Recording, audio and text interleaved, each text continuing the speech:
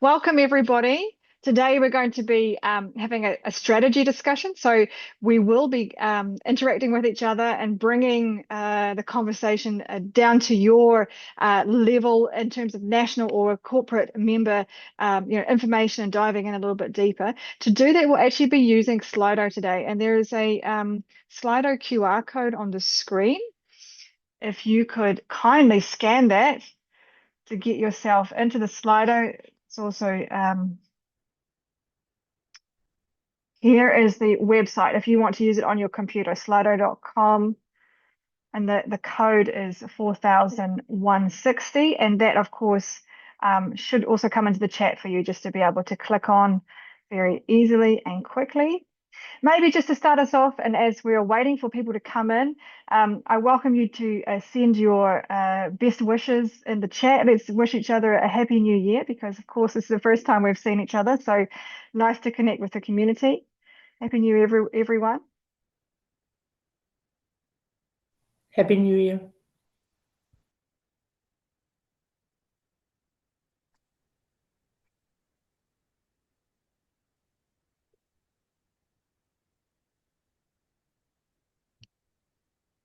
Hello. Hey, Pam. Good morning. Hello. It took me a few moments to get in. Others may have the same challenge. I had to jump through a couple of hoops today. Yeah, we had the same, so it's a bit of a challenge. We've Okay, I just wanted to make sure. I wanted to make sure it wasn't the user. I thought maybe it was the Sometimes user. that's the problem. I think it was the user on my end, but indeed. And Happy New Year, Carla. Lovely to see you. Thank you for joining us as well. It's And a pleasure. I'm new in the job, so I hope to learn a lot today. Well, fantastic. That's brilliant news. It's wonderful to have you and wonderful to hear. We're really pleased you can join us. Good afternoon, Menno. Hello. Hi, good afternoon, everyone. Happy New Year. And I've got Happy New Year Nadine. indeed. Yes, I've got Nadine from Target HR. Welcome, Nadine.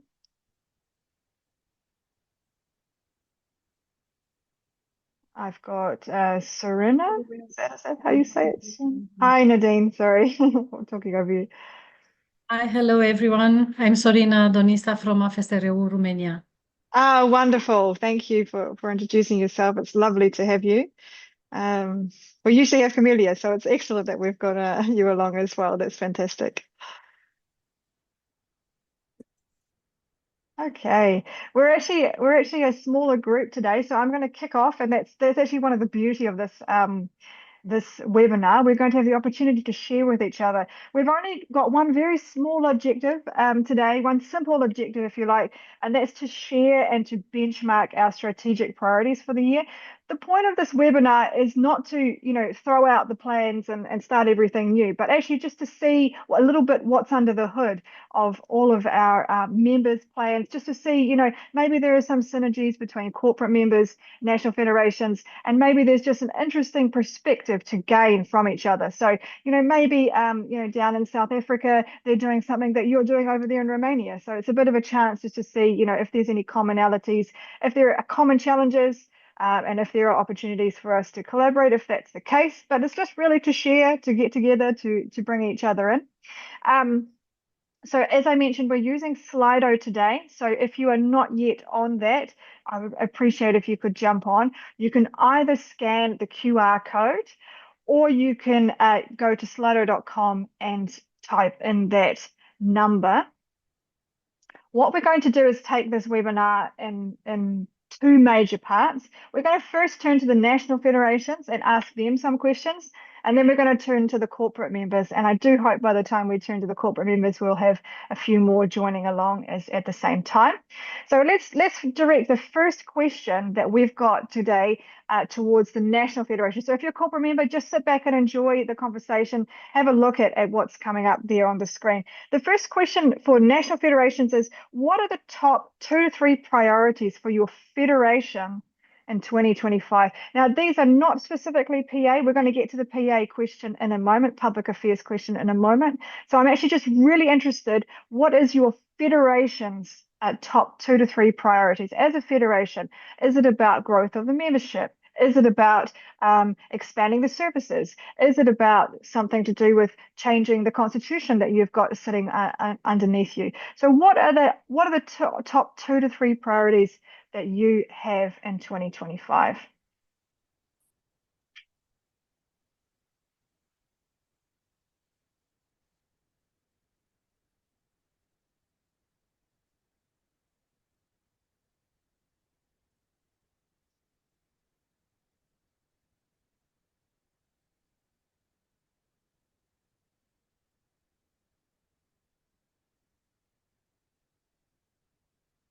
I'm giving you a moment because there could be a bit of typing going on.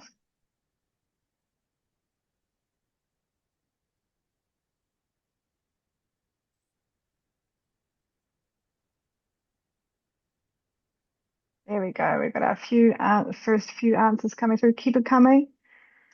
First two coming in are increased visibility and to extend the membership. We've got legislative amendments top of mind, skilling the workforce, membership growth that also relates to extending the membership as well.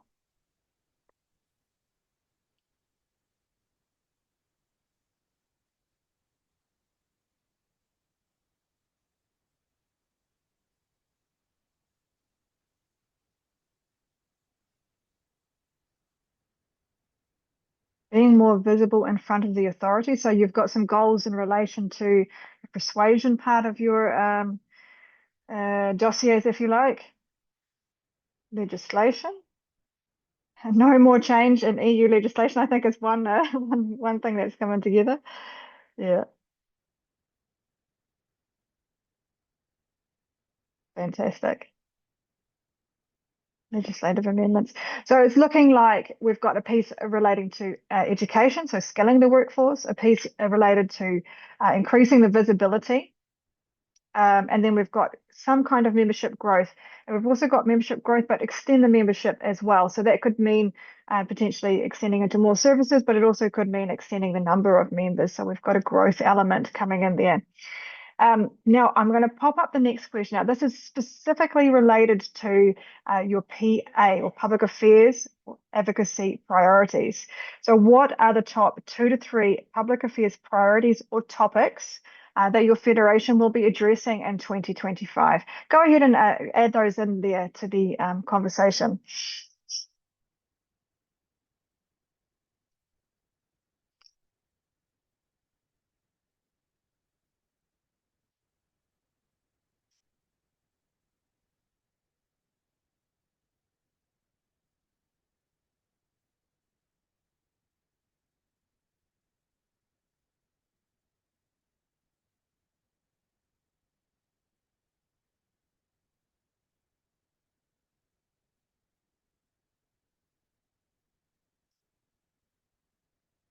And we've got our first answer coming through, and we're very happy to keep the Labour legislation the same. So we want no change to the Labour legislation as a priority topic for 2025. Thank you for that. Keep the answers coming through. Greater awareness of value of the industry, I imagine, and amongst another contribution coming in about migration rules. So we've got a member who's got migration top of mind. Legislation regarding non-EU temporary work. I'd love to dig into what that means. So whoever is put that one in, and if they're willing to speak, just unmute yourself and tell us what that means. Legislation regarding non-EU temporary work. It means that in Romania, currently, we are not able to employ non-EU worker on temporary staffing. We cannot bring non-EU worker. And in the last couple of years, the level of the temporary staffing in Romania somehow, increased, but not with the speed of the demand in the market. And I would say that one of the reasons is the fact that part of the demand in the market was covered by non-EU workers, but not based on temporary staffing, but based on a kind of outsourcing type of contract, and we would like somehow to be able to employ non-EU worker also as temporary staff, especially that the competition from some of the companies that employ non-EU is, I would not say ethical. I understand. Yeah. Okay. So it also must tie a lot into the migration laws as well, or migration Yes. considerations as well. Okay, I see. We've got here national labour law modification. So we've got one member who would like to keep it the same and one who would like to change it. So we've got differing views there. And of course, a positive public work view or something along those lines as well. Fantastic. Okay, thank you for that. I'm got a bit of we're going to take a different spin on the next question. The next question is about innovation. So we're going to think a little bit differently rather than, this heavy priorities, if you like, or things that weigh on our mind. Let's have a little bit of a look to innovation. And what areas do you believe your federation can innovate to stay competitive and relevant in the industry? So it's a bit of a outside the box thinking question, if you like. Jump on in and make some comments there.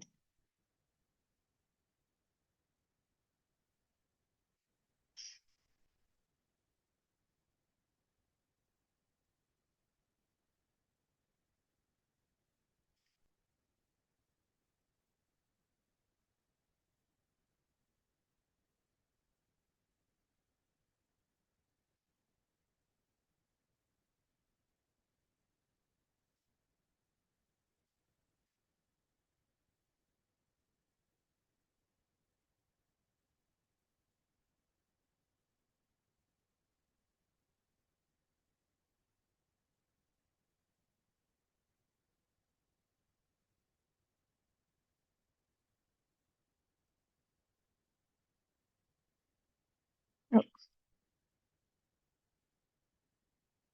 apologies.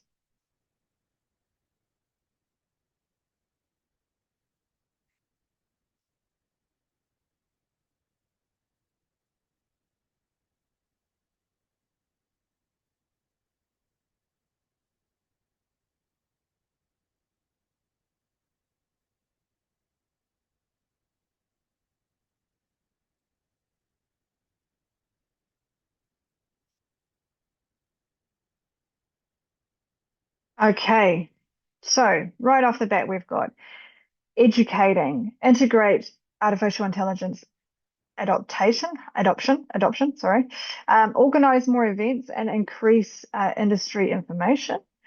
AI human-centered value approach, I believe. Yeah.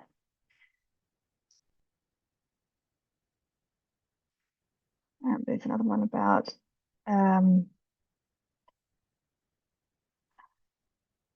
there's one here about companies being today's answer to generation. If that person would just love to jump in and correct me, because I've got pieces of your contribution coming in. So just tell me about what that's about. It's regarding Gen Z. Yes. Okay. The one with Gen Z. Yeah. Okay. Actually, I'm thinking to more types of employment being done by us as agencies, considering the expectation of the today Gen Z, because they are moving very fast and they want to learn continuously. And currently, I would say that even the temporary staffing legislation is a little bit behind of the nowadays expectation of what works really means for the Gen Z. They are used to have more jobs or remote or from wherever they are. So on the one hand, are you thinking about doing thought leadership around, or trying to educate, or trying to develop the labor market, or develop perceptions of the labor market around Gen Z's needs? It could be done like that, but I want it to be very, very specific. So several types of employment, not only one type, because Right. currently we are allowed only one type. Okay, I see. I see. Fantastic. I just fantastic. Okay, that's excellent. Maybe it's a little bit hard for me to see who's contributed what, but is there another National Federations participant who would love to jump in and explain some of the ways that they would like to stay competitive and relevant to the industry? Maybe Bev, do you want to jump in here on that one?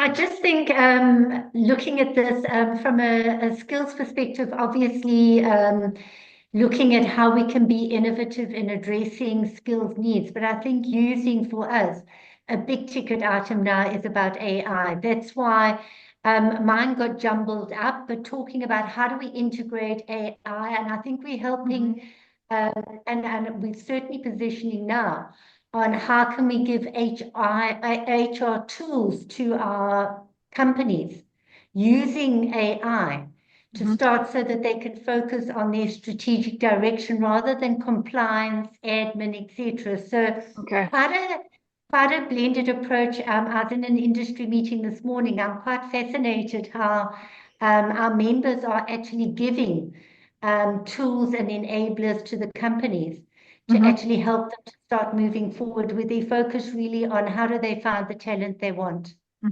So on the one hand, you've got the legislational restrictions around AI, but you're moving above and beyond that to try and educate and to try and develop and to try and push the envelope in terms of trying to match talent to available jobs using AI and the like. Is that right? You're Yeah. right. We haven't got a lot of restrictions on AI at the moment, so I think we're taking advantage of them. Our drive in terms of legislation at the moment is around diversity, equality, and inclusion, unlike Trump.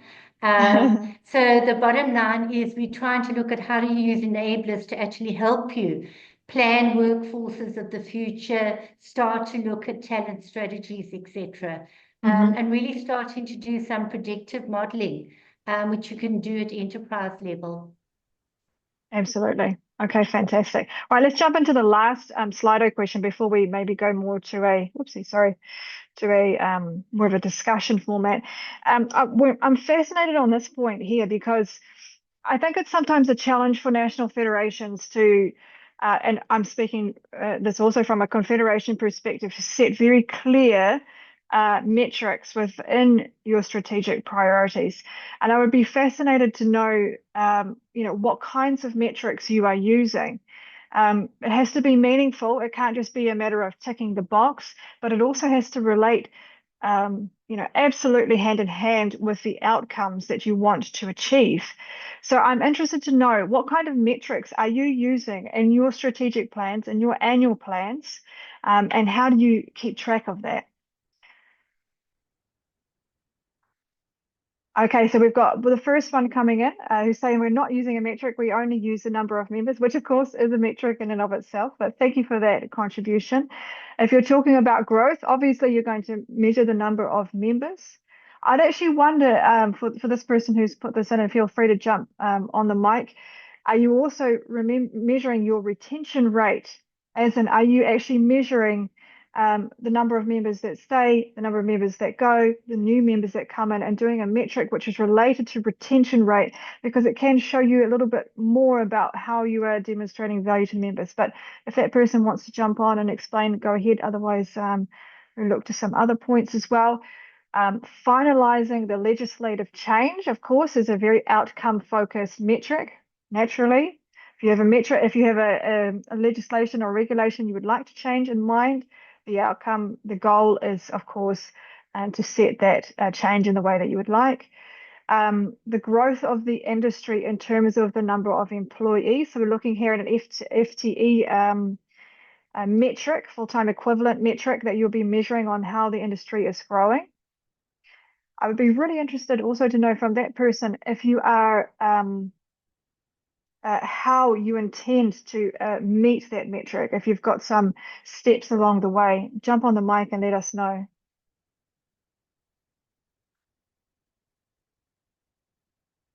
I'm sorry, it was about the last one, the Yep, growth sure. of the industry. Yeah.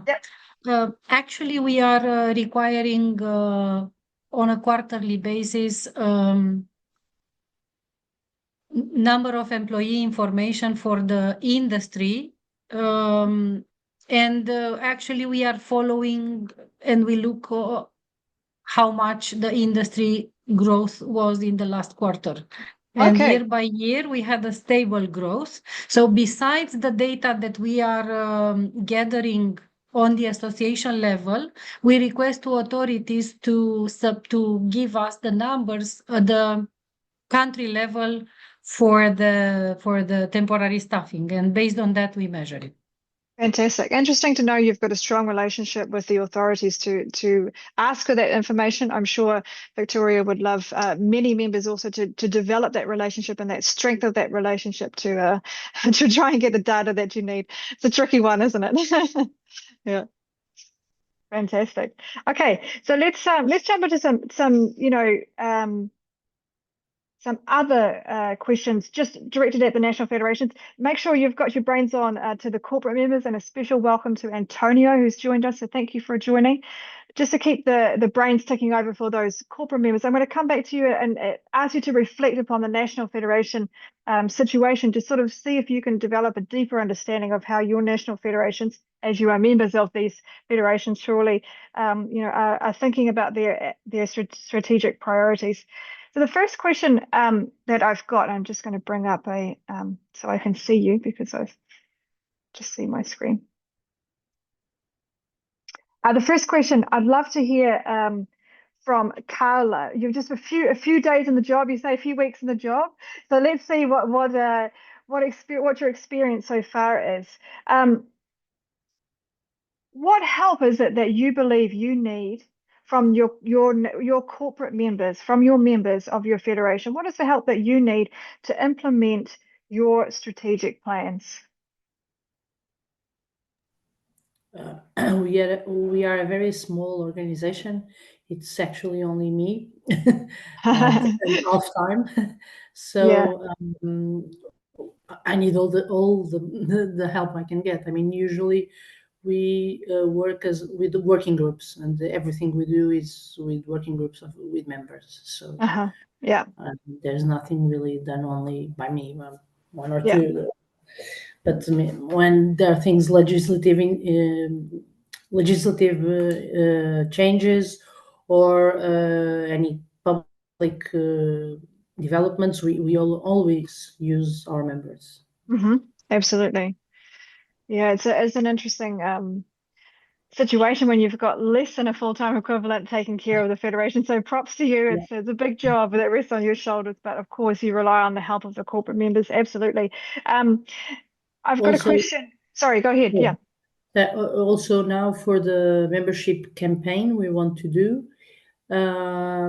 we are going to use our members to try to bring new members in. Yeah, absolutely. That's a fantastic strategy to try and utilize the existing membership. Yep, absolutely fantastic. I've got a question for you, Bev. What are the key initiatives you are implementing to engage your community and stakeholders? So how are you engaging with your community and stakeholders? Unfair to put me on the spot because I'm the I'm sorry. Confederation. So I really can only talk from a Confederation perspective in terms Yes. of how we engage. But of course, what we really do as the lobbying and advocacy team is we actually support our member associations. We want to keep our members as informed as possible from any changes that happen. When they hit challenges, we support them as well. But of course, just talking in terms of the engagement model, I think we're finding that we are in the associations moving more and more back to physical contact with our members. We've had quite a lot of virtual. And I think we've realized to grow membership and really connect with people, that engagement becomes critically important. So but in terms of the actual strategic activities, we need Jackie here from APSA to talk absolutely. about the elements. On the ground, the elements. Absolutely. No, thank you for doing your best there as well, Bev, of course. Yeah. Fantastic to hear from you as well. Nadine, I want you to speak, if you can, from the perspective of Target HR, which is representing Egypt. So as best as you can.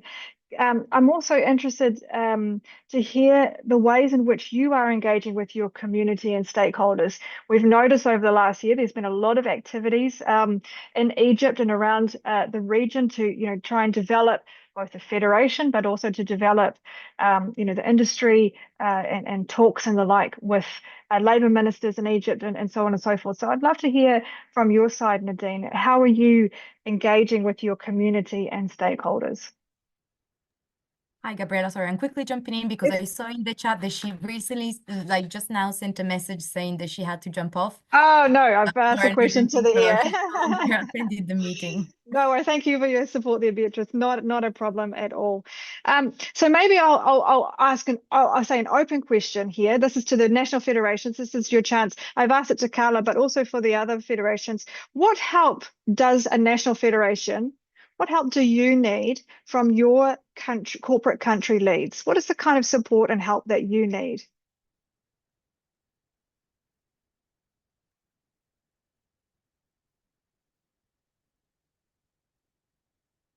Anybody willing to jump in on that one? Serena, go ahead. I would share if I can.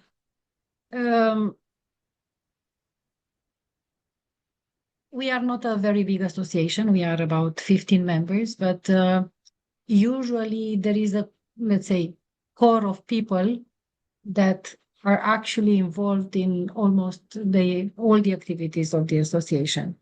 And I think it's very important that the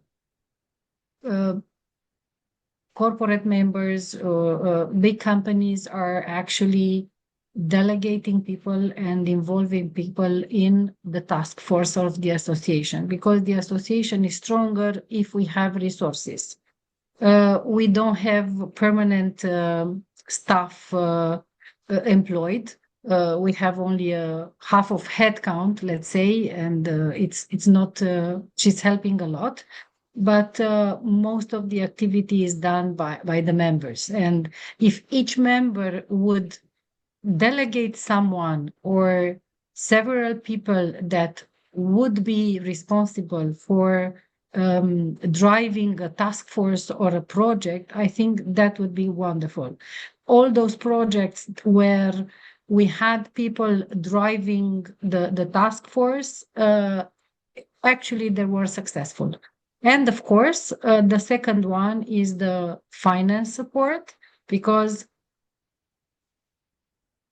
you cannot organize conferences, you cannot organize events, you cannot sustain the image of the association if you are not present in the market. And usually we held a yearly conference, which is mainly supported by the members. Mm-hmm. Yeah, a strong federation is based on the strength of its members, indeed, and we're very grateful to all our engaged members, including those on the call today. So thank you to the corporate members here today. That's absolutely fantastic. I saw Carla nodding along there as well. So there's a lot of sympathy, I think, from your side on those points. Maybe you should get together, Romania and Portugal, to have a good conversation about your similarities, your differences, your challenges. There could be something to learn from each other there for sure. So let me know if you'd like me to. I'm here, Carla, anytime. A shoulder to cry on, or a shoulder to lift you up, depending on how you want to. Fantastic.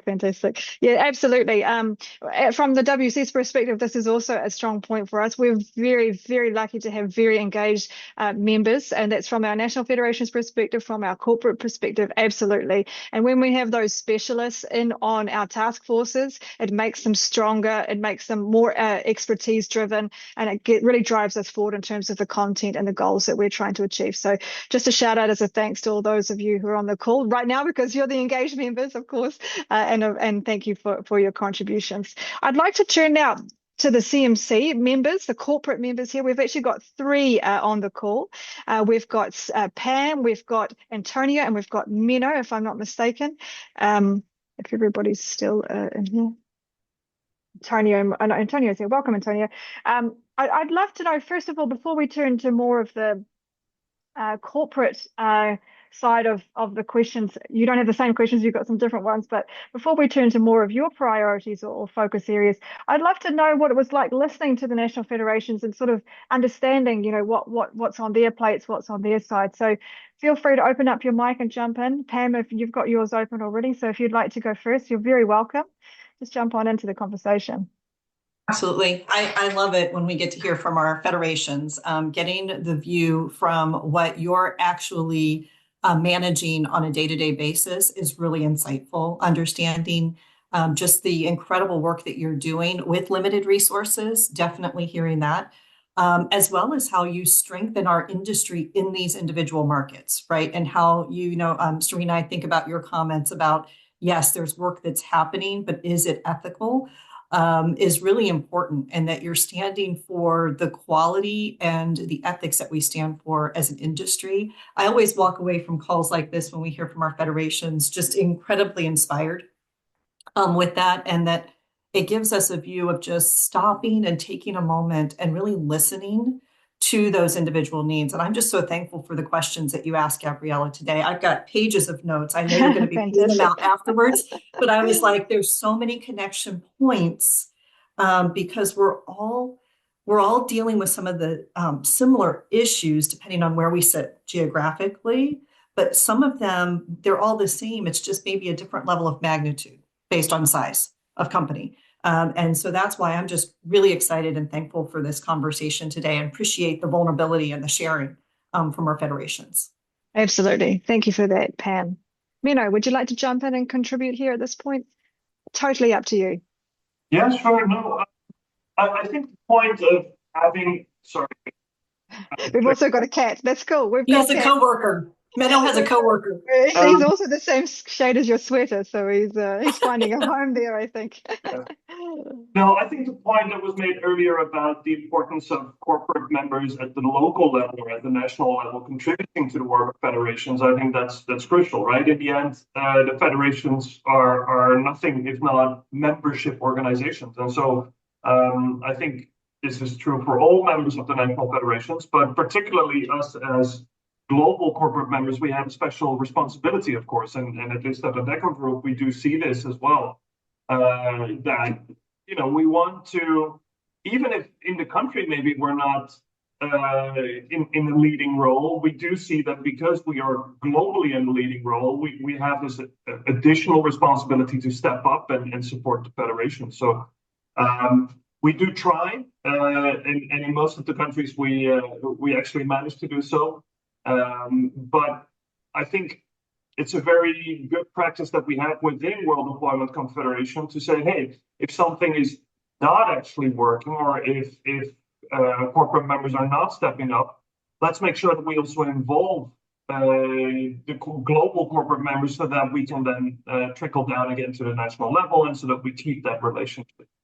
That's an interesting point and an excellent offer of help. So if for the national federations on the call, if you feel that you have a WEC global corporate member who is not as engaged as you would like, there is an opportunity to connect through the global headquarters with our corporate members. So let's say, I'm going to pick on you, Menno, so just roll with me here. Let's say that that Adecco is not participating as well as you'd like, or you need an expert here, or you need something along the lines. We can have a chat with Menno, who's the representative of Adecco Group, and he can try and negotiate internally about getting you the support that you need on those committees. So that's an excellent point there, Menno. Thank you for that one as well. Thank you to both Pam and Menno. Antonio, welcome on the call and Happy New Year to you. Do you have anything you'd like to add? I know you came into the conversation as it had already begun, but if you'd like to add something, let me know. Otherwise, we turn over to the corporate members to sort of hear a little bit about what's on their minds.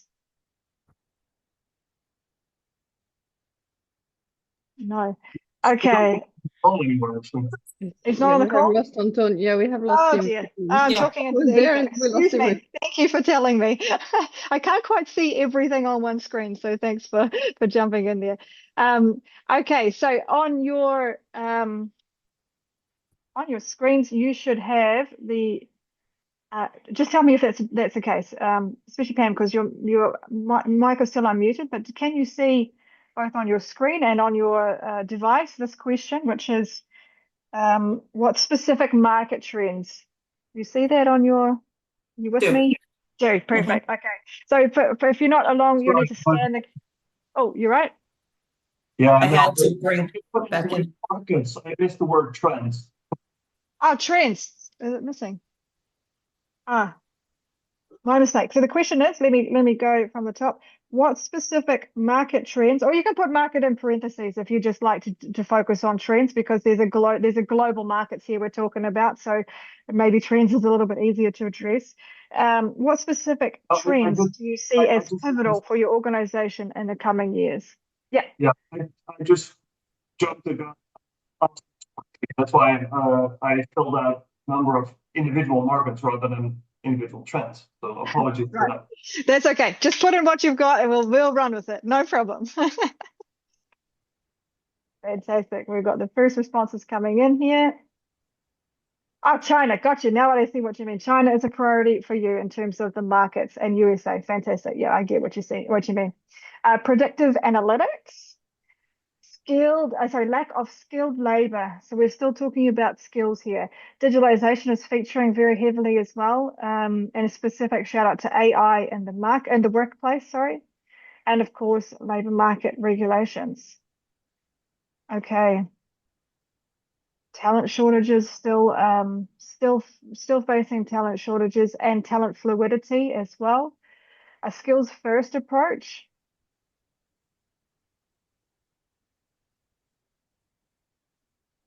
Absolutely. Pam, can I call on you to make a comment on this one, because you were on a prep call just this week to talk about some of these trends and challenges, and you also mentioned that SIA has Yep. trends for 2025. So take us through that a little bit. Sure, absolutely. So two pieces of work that have come out here in January from SIA. One is on the workforce trends overall that we're seeing, and that's a really good piece of work. And as you know, we're a partner with SIA, and I think there's opportunity for us to make sure that we're looking at how can we best get that in the hands of all of our members. It's a really, really good piece of work. And then also another one is the staffing trends for 2025. And what I think is important there is that we're looking at not only what's happening in the workforce, but then how does it impact our industry? Because so many times we're looking at what's going on in our industry, but when you think about it, we're really responding to the needs of industry and the needs of business. So we have to take that very broad look of what's going on with our clients, especially being the American on the phone right now. As you can imagine, there's lots of change happening in the United States. I think that's a very good way to say it. And it's happening quick, and we're going to need to respond fast once things get through the proper legislative channels. So I think that's just really important. And I was thinking about earlier when actually Sonia was speaking about, Romania, and I thought about this global talent fluidity, right? What if, think about just that alone. And how are we going to continue with cross-border recruitment and that global talent fluidity? And so I think it's just really important. The point I want to drive home with this is that how are we doing our best collectively together with the knowledge of the federations, with the knowledge from the corporate members, to take that holistic view of what's happening in the marketplace, that we can bring it back into our workforce strategies and help our clients with their workplace strategies. I think if we could really get that down, that we could hopefully move some things forward that we've been wanting to move forward together for a while. Absolutely. Yeah, thanks for bringing this up. And we will have an opportunity to unpack some of those trends with SIA during the conference.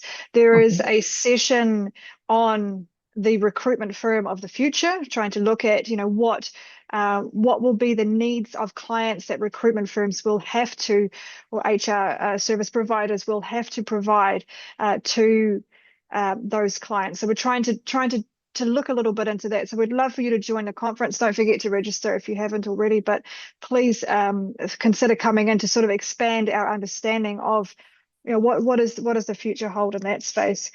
I'm also just interested to note that there are a lot of synergies that are happening here. We've got the talent and the skillings piece. We've got a little bit of migration blended in there as well in terms of fluidity. We've also got a heavy reference to digitalization, and of course, as it develops through the markets, digitalization on its own, but also AI specifically. I'm very interested in this predictive analytics as well. I imagine that's possibly an integration between AI and trying to anticipate market trends or needs in the market. But if the person who wrote that would love to jump on, please unmute your mic and explain to us what that means in more detail. That was me as well. Oh, fantastic. Go ahead, Pam. So you picked up on exactly what that is it's really. Oh, Pam, we can't hear you so well. Maybe there's a microphone problem. Is that better? So you're very far away. That's what it sounds like. Okay, give me a moment. Can you hear me better now? It's about the same, but if you speak loud, I'm sure we can hear you. Okay, is that better? Yeah, go ahead. Okay, I'll just talk louder. I think it is a microphone issue. Let me know if I go away.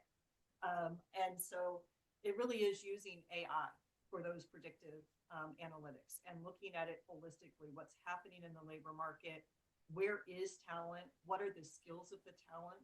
Where they sit? How can we look at some scenario modeling for what clients need? And there's actually a direct connection between the predictive analytics and looking at the future, taking a future look versus a current state view, and also a skills first approach. So if you think about how we have hired traditionally for many years, there's a job description, right? And how old are most of those job descriptions, right? That we're looking for talent for. When were the last time they were dusted off? And were they written for the person who left the job that we're looking to replace that has brought multiple years of experience? In a skills first approach, you're looking at what is the work we have to do and what is the best way to get that work done? So is there a portion of that work that can be done by automation? Is there a portion of that work where the human needs to work with that automated coworker, right? Or are there portions of the job that can be done by an entry-level resource and the strategic work is done by a different level person? It's very complex, not easy to do, right? But when you blend an AI approach with looking at skills first, you can get closer to not only how work gets, not only who does the work, but how work gets done. And that's why I brought that up. Those are conversations. I was actually in a conversation about this on another LinkedIn Live yesterday, and it's the future of where things are going. So Bev, I love that you brought up AI. Absolutely. And I think what happens a lot of times is, does anyone else feel like when you talk about AI, it was like talking about IT? For those of us that were in analog worlds before we came into this industry, it's very big, it's very broad. And I think what's going to be important for all of us as corporate members and as federations is to look at what do we mean by AI? What is the AI that we need to use? What is the AI that's going to support us meeting the needs of our clients and the talent that we represent? Because it's a very broad category. Absolutely. They're saying, I was listening to a podcast recently that said that AI is potentially as disruptive as the internet in terms of a technology that comes in. And what you're all perhaps familiar with this change curve or disruptive change curve, where you've got a steep incline, you have this dystopian, drop, and then you level out at a plateau, which is sort of the working model. For the internet, the first versions of the internet were terrible, and there was the big .com crash and so on and so forth. And then we're in an internet 2.0, starting from there onwards as the more of the plateau phase. And the experts that I've listened to recently are saying that we're still on this upward curve, and it's a very uncomfortable place to be because we're unsure about actually how high we will go before we start to have the inflection point where we have a bit of dystopia before leveling out with actually really usable and practical tools and technologies that we can use on a day-to-day basis, just like now we use the internet on that day-to-day basis. So I think as global corporate members, as national federations, we have a role to play in sort of soothing this curve, as we're going up into this still an unknown phase. We have a role to play with our communities and trying to just, both shape the field how we want it to be as we plateau, but also to try and bring some ease to this space of uncertainty. Right, let's have a little look now at the next question, which is, I've said if relevant, and I wanted to put if relevant in because I know that not all members here on the call have a specific PA department, corporate members. You may not have a specific department and may look more like a legal department, but I'm just interested to know very quickly what the top 2 to 3 public affairs priorities or legislative or regulatory priorities or topics are top of mind for your organization this year. So if the corporate members could jump on into that one. And while they're doing that, a special shout out and a happy new year to you, Brendan. Welcome along. It's nice to see you.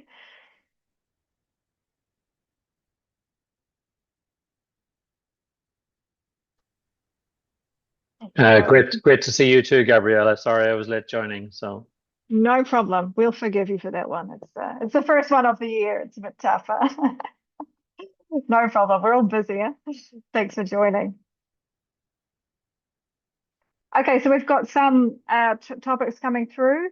EU Quality of Jobs Roadmap, the ILO platform work, a big one for this year. The ILC will, of course, be focusing on platform work. So it's a very, very hot topic for us, for you, for the world in that regard. We want to stop stricter legislation, so we want to perhaps prevent inhibitive regulation. Regulatory changes, top of mind, absolutely. Global diversity and the EU skills agenda. So we've got some very specific EU topics that are top of mind, and then we've got some specific global topics, and then more broader ones that we just want to make sure that we're in a regulatory environment that's enabling. Activation and inclusion, fantastic. Okay.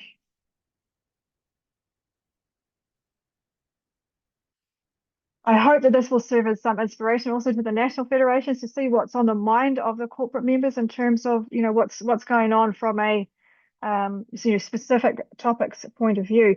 I've just got one last question for the Slido for the corporate members, and that is, what major risks do you anticipate in reaching your 2025 objectives? I don't need to know what those objectives are, but I'm interested to know if there is some global or general risk involved and what strategies. We'll get to the second half of the strategies as a conversation, but first of all, just tell me, what are the major risks that you are facing? And actually, I think it's actually a text format, so you don't have to enter a word cloud, but you can put the strategy straight into the Slido as well.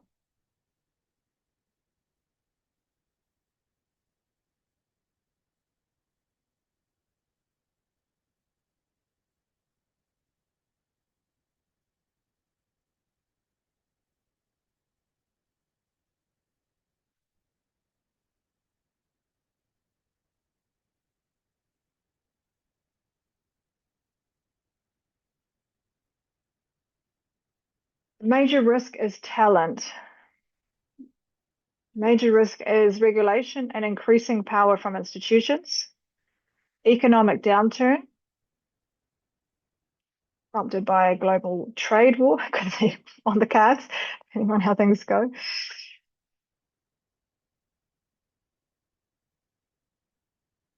Okay. Fantastic. I'm gonna turn over now to Menno. Just as an open question, as a discussion point, how do you evaluate the effectiveness of your strategic initiatives in relation to your industry benchmarks? That's a very broad question. Answer it however you like. It's my fault for being broad. So I think, first of all, global corporate, of course, we measure our financial success. And so this is not related to public affairs. Just do we gain any market share? Do we increase our revenues? Do we increase our margins? Things like this.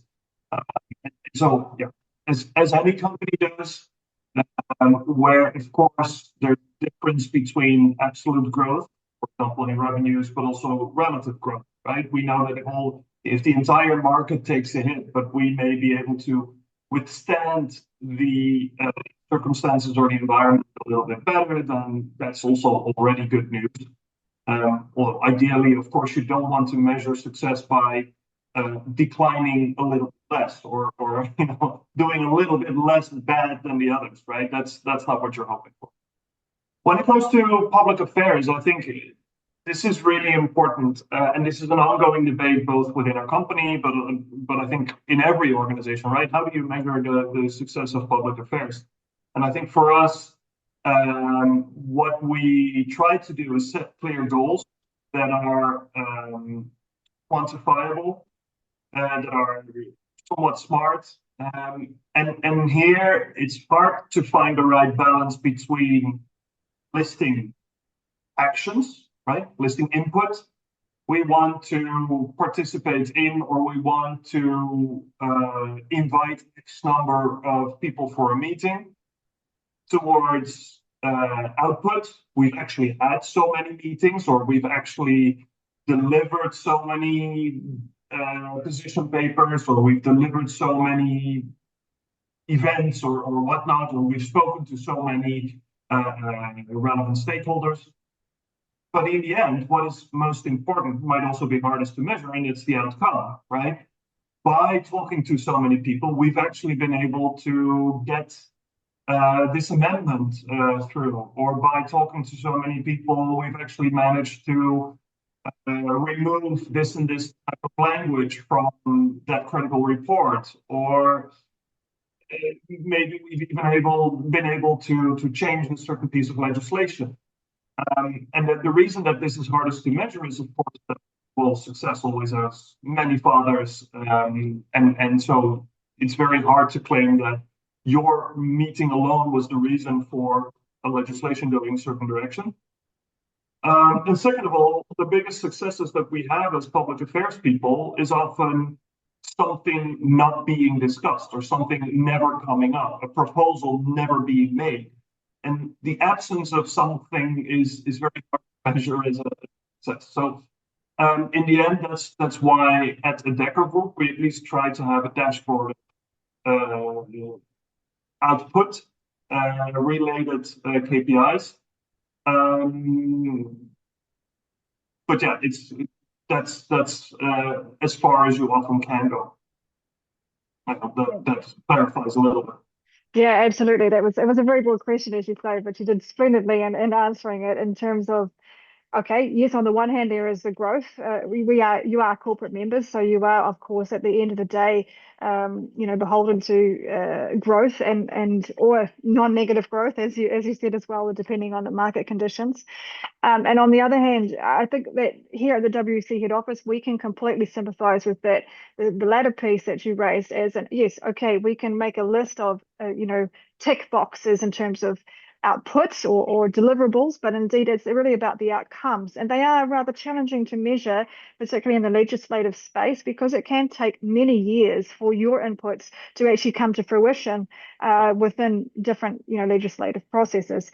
Now on PAM's front, that might be a little bit different because you're moving at the speed of light at the moment, whereas in the EU we move at the speed of a snail. So it just depends on your context, of course, how that is absolutely relevant.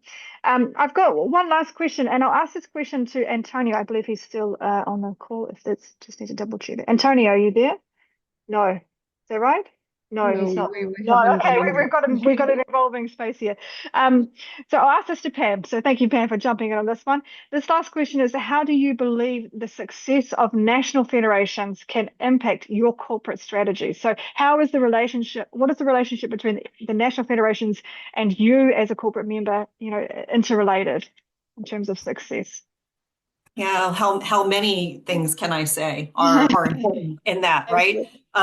Is that I really believe that the national federations, and especially becoming involved in the World Employment Confederation over the last few years, are such a glue in those local markets that really hold together the strategies that we, especially as large multinationals, need to deliver.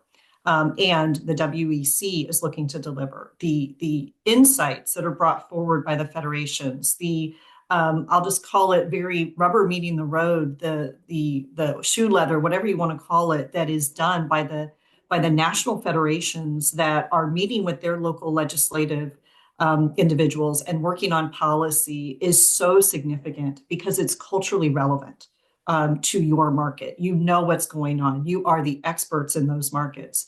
And then bringing those voices forward because we are the World Employment Confederation. We're not just specific to a specific region in a specific area. So you give us that global expertise, you give us that local expertise, and you're taking care of the companies in this industry that are so many different sizes, right? You've got your smaller startup organizations that are coming in that are delivering niche talent.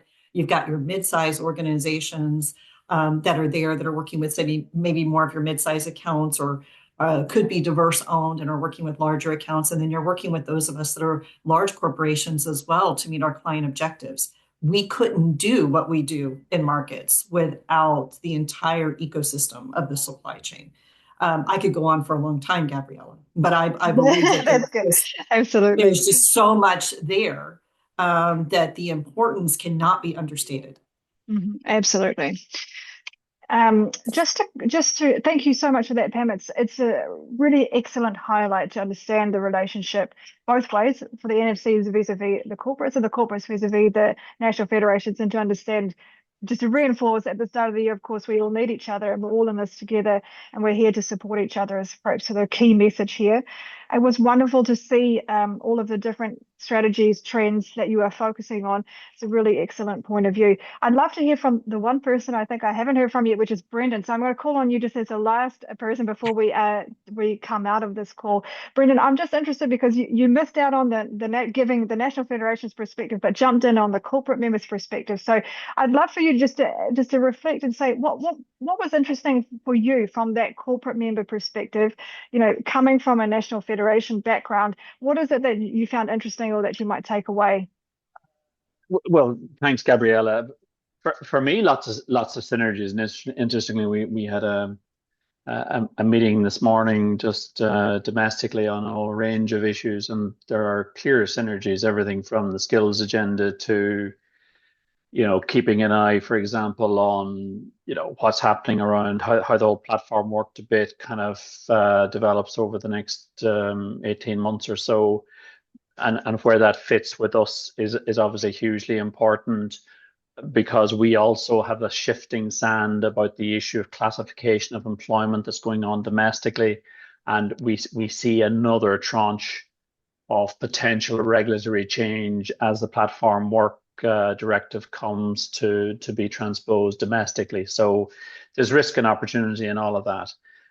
Likewise, the AI debate is huge. I mean, nobody can deny the scale of that. But for me, I think one of the real opportunities for the sector, and I'm kind of paraphrasing as I see the debate, there's a lot of work going on nationally and internationally by lots of the big corporates, including the IT sector, about what AI is capable of doing, tools, services, and so on.